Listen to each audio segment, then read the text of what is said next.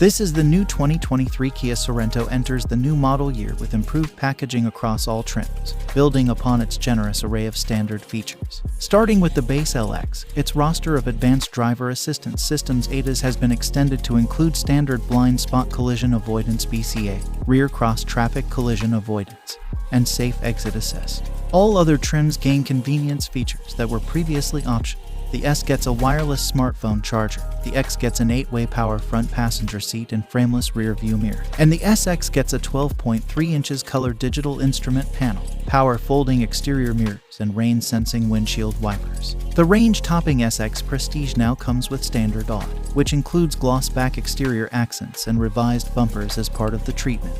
Other added features include a 115-volt power inverter that can charge household items such as a laptop, Homelink, and retractable rear door shades. The X-Line package continues to add a rugged look to the Sorento with unique bumper and exterior details, 20 inches alloy wheels and bridge-type roof rack.